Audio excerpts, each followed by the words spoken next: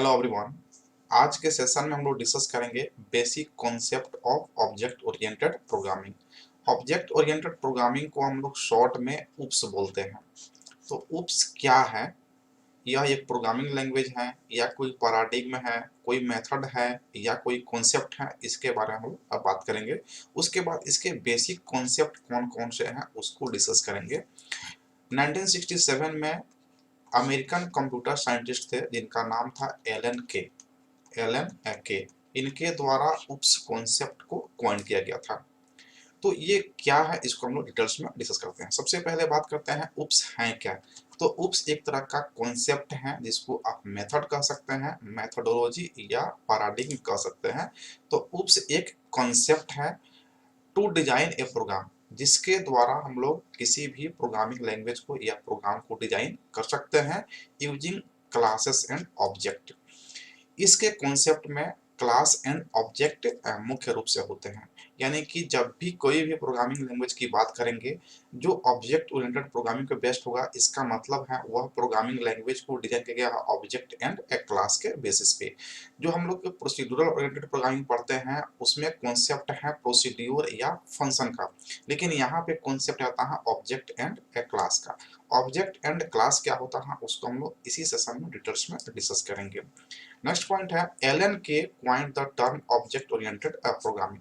यानी कि जो ऑब्जेक्ट ओरिएंटेड प्रोग्रामिंग टर्म है इसको सबसे पहले इन्वेंट किए थे एलन के, जो एक अमेरिकन कंप्यूटर साइंटिस्ट हैं एट ग्रेड स्कूल इन 1966 और 1967। तो कहीं कहीं 1966 मिलता है, कहीं कहीं 1967 मिलता है। It simplifies software development and maintenance. यह जो है ना सॉफ्टवेयर डेवलपमेंट और उसके मेंटेनेंस को काफ़ी सिंपल बना देता है बाय प्रोवाइडिंग सम कॉन्सेप्ट। यानी कि कुछ कॉन्सेप्ट को प्रोवाइड करके सॉफ्टवेयर डेवलपमेंट और उसके मेंटेनेंस को काफ़ी सिंप्लीफाई कर देता है। कौन कौन से कॉन्सेप्ट हैं उप्स का उसको हम लोग डिस्कस करते हैं। इसमें सबसे पहला आता है आपका ऑब्जेक्ट, उसके बाद आता है class, inheritance, polymorphism, abstraction and encapsulation. ये इसके बेसिक कॉन्सेप्ट हैं। जो कोई भी प्रोग्राम है जो ऑब्जेक्ट ओरिएंटेड प्रोग्रामिंग पे बेस्ड है उसमें ये सारे कॉन्सेप्ट जो है ना अप्लाई हो जाते हैं, जो उस प्रोग्राम को ज़्यादा बेटर, ज़्यादा सिंप्लीफाई कर देते हैं और ज़्यादा सिक्योर बना देते हैं उसके डेटा को। अब इस सभी कॉन्सेप्ट को हम लोग एक एक करके डिस्कस करते हैं। सबसे पहले हम लोग बात करते हैं ऑब्जेक्ट का। क्या है ऑब्जेक्ट? तो एनी रियल वर्ल्ड एंटिटी जो एग्जिस्ट करता है, जिसके पास स्टेट एंड बिहेवियर है, वो सब क्या है आपका ऑब्जेक्ट्स हैं। जैसे डॉग हो गया, ये भी क्या है ऑब्जेक्ट है। मोबाइल ऑब्जेक्ट है, कंप्यूटर एक ऑब्जेक्ट है, पेन है एक ऑब्जेक्ट है। ये सारे क्या होते हैं ऑब्जेक्ट्स होते हैं। यहाँ पे आप देख सकते हैं एग्जांपल में, अगर चेयर है वो भी क्या है एक ऑब्जेक्ट है। जो जिसके पास स्टेट है, जो किसी स्पेस को ऑक्युपाई करता है, जो रियल वर्ल्ड में एग्जिस्ट करता है, जो हमें दिखता है, वो सब कुछ क्या है एक ऑब्जेक्ट है। जैसे पेन हो गया, टेबल हो गया, कीबोर्ड हो गया, बाइक हो गया, ये सब क्या है ऑब्जेक्ट्स के एग्जाम्पल हैं।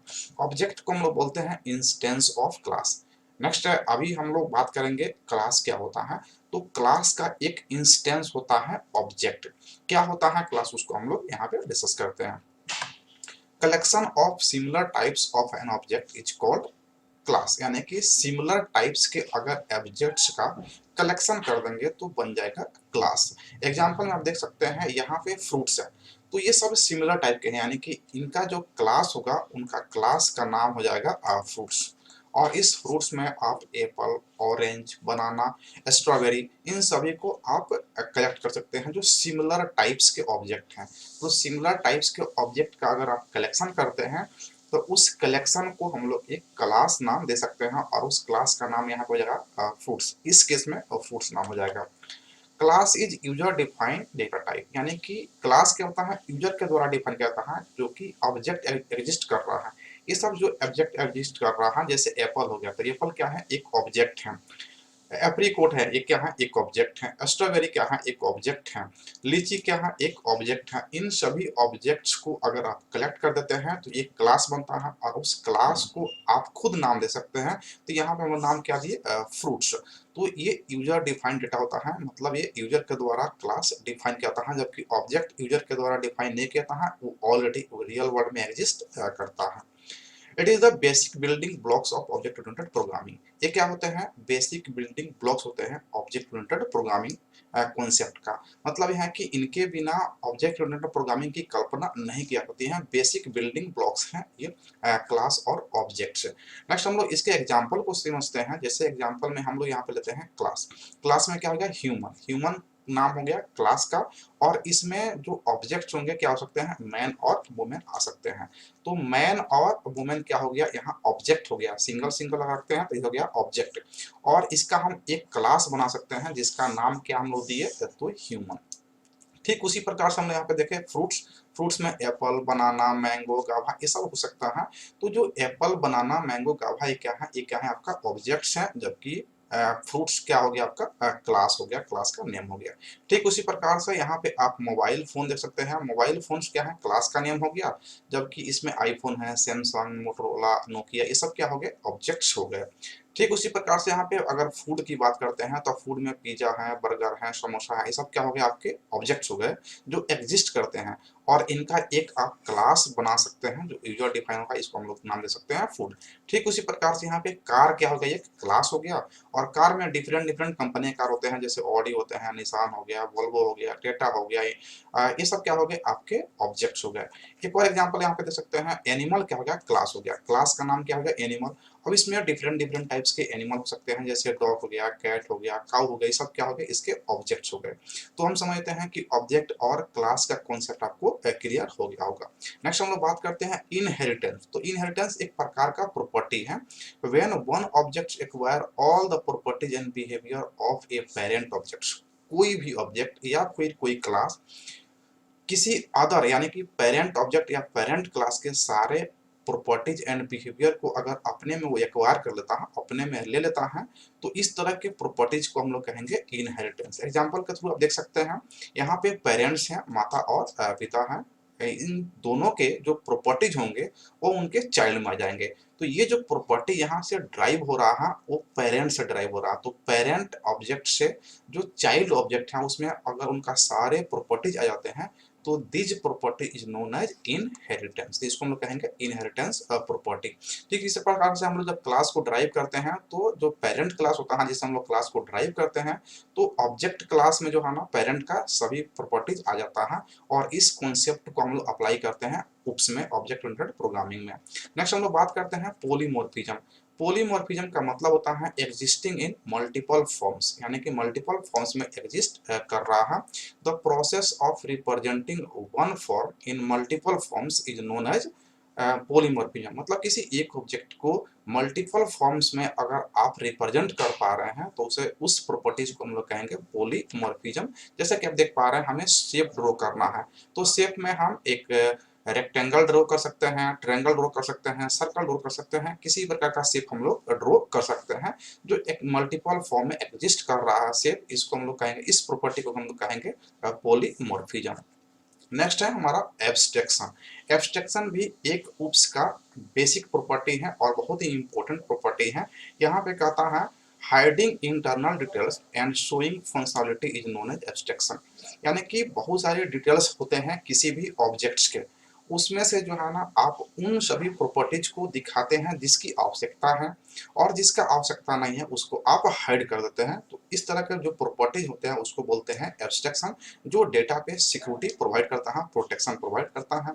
एग्जांपल में आप समझ सकते हैं, अगर फोन कॉल है, हम लोग फोन यूज करते हैं, we don't know the internal processing, यानी कि जब हम लोग कॉल करते हैं तो फोन से कॉलिंग होता है, हम लोग बात भी कर लेते हैं कॉल कनेक्ट होने के बाद, लेकिन उसके इंटरनल में क्या क्या प्रॉपर्टी हो रहा है, क्या प्रोसेसिंग हो रहा है, वो हम लोग को पता नहीं चलता है, और उसकी आवश्यकता भी नहीं है। जैसे कि आप देख पा रहे हैं, ये फोन है, यहाँ से हम लोग कॉल करते हैं, तो इंटरनल क्या प्रोसेसिंग हो रहा है उसको हाइड कर दिया गया है। तो इंटरनल प्रॉपर्टीज को हाइड करना, और जिसकी आवश्यकता है, जैसे कॉलिंग करना है तो कॉल करने के लिए हमें जो है ना आइकन होना चाहिए, बटन होना चाहिए।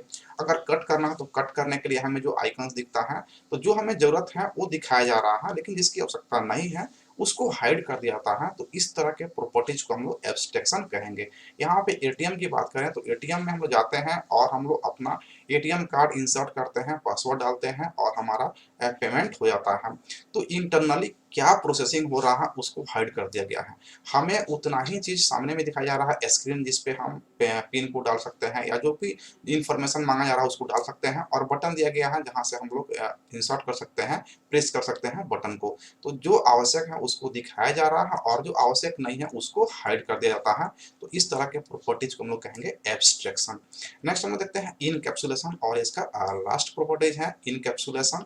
इनकैप्सुलेशन में क्या होता है कि बाइंडिंग या wrapping code and data together into a single unit, यानी कि कोई भी डेटा है और उसका कोड होगा, तो डेटा और कोड को एक साथ आप उसको रैप कर देते हैं, यानी कि बांध देते हैं, बाइंडिंग कर देते हैं, तो वो सिंगल यूनिट में चेंज होता है, और उस सिंगल यूनिट के प्रॉपर्टी जो होते हैं उसको हम लोग क्या बोलते हैं, इनकैप्सुलेशन।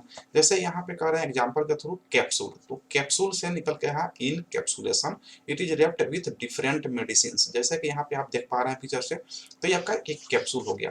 इस कैप्सूल में क्या होंगे, वेरिएबल्स होंगे और उसके मेथड्स होंगे। मतलब वेरिएबल्स का मतलब उसमें जो भी ऑब्जेक्ट्स हैं और उस ऑब्जेक्ट को किस मेथड के थ्रू उसको उसमें आप मिलाए हुए हैं, उन सभी का जो इंटरनल प्रॉपर्टीज है उसको हाइड कर दिया गया है, और इसका नाम रखा गया है क्लास। तो इसमें जो भी मेथड्स हैं और वेरिएबल हैं उसको मिला के बाइंड कर दिया गया है, ऊपर से एक कवर लगा दिया गया है। तो ये जो प्रॉपर्टी होता है उसको हम लोग बोलते हैं इनकैप्सुलेशन। जैसे कार होता है, तो कार में जो प्रॉपर्टीज हम लोग दिखा रहे हैं, जो दिखता है उसको हम लोग जैसे कि स्टीयरिंग हो गया, गियर हो गया, क्लच हो गया, ये सब क्या होता है उसकी प्रॉपर्टीज दिखते हैं। जो नहीं दिखता है उसको जो है ना हाइड कर दिया गया है, तो हाइडिंग कर दिए हैं वो हो गया एब्स्ट्रैक्शन। लेकिन उसको एक कवर से ढक दिए वो क्या हो गया हमारा इनकैप्सुलेशन। जैसा कि यहाँ पे आप देख पा रहे हैं मोबाइल का एग्जाम्पल, तो ये जो स्क्रीन आपको दिख रहा है जहाँ पे बहुत सारे एप्लीकेशन शो हो रहे हैं, ये एप्लीकेशन क्या एग्जांपल बता रहा है, तो एब्स्ट्रैक्शन का मतलब कि जो इसका इंटरनल प्रॉपर्टी है उसको हाइड करके और एक स्क्रीन प्रोवाइड किया गया है जहां से आप उसको ऑपरेट कर सकते हैं। तो जिसकी आवश्यकता नहीं है उसको हाइड कर दिया गया, और जिसकी आवश्यकता है उसको आपको सामने में शो किया जा रहा है। इस तरह का प्रॉपर्टी होगा एब्स्ट्रैक्शन। लेकिन इनकैप्सुलेशन क्या है, इनकैप्सुलेशन का मतलब उसके बहुत सारे प्रोसेसिंग करने के लिए डिवाइसेस हैं, कंपोनेंट्स हैं, उन सभी कंपोनेंट्स को एक साथ मिला दिया गया है और उसको रेफ कर दिया गया है एक बोर्ड पे, एक प्रिंटेड सर्किट बोर्ड पर। उस तरह इस प्रॉपर्टी को हम लोग कहेंगे इनकैप्सुलेशन। तो इनकैप्सुलेशन में क्या हो गया कि जो भी मेथड्स हैं, वेरिएबल हैं, उसको एक साथ अटैच करके और उसको रेप कर दिया गया है, यानी कि बाइंडिंग कर दिया गया है, जिसको हम लोग कहेंगे इनकैप्सुलेशन। और जो इंटरनल प्रॉपर्टी है जिसकी आवश्यकता नहीं है उसको हाइड कर देना, और जो हमें आवश्यक है उसको दिखाना, ये क्या होता है हमारा एब्स्ट्रैक्शन होता है। तो यहाँ पे हम लोग समझे ऑब्जेक्ट ओरिएंटेड प्रोग्रामिंग का बेसिक कॉन्सेप्ट क्या होता है और कौन कौन से होते हैं, डिटेल्स हम लोग समझे। नेक्स्ट सेशन में हम लोग ऑब्जेक्ट ओरिएंटेड प्रोग्रामिंग के बेनिफिट्स क्या हैं जिसको हम लोग एडवांटेज कहेंगे, और फिर उसके हानि क्या है जिसको हम लोग डिसएडवांटेज कहेंगे, इसको समझेंगे। और ऑब्जेक्ट ओरिएंटेड प्रोग्रामिंग को किस किस फील्ड में यूज किया जाता है, एप्लीकेशन किया जाता है, इसके एप्लीकेशन को नेक्स्ट सेशन में हम लोग कंप्लीट करेंगे।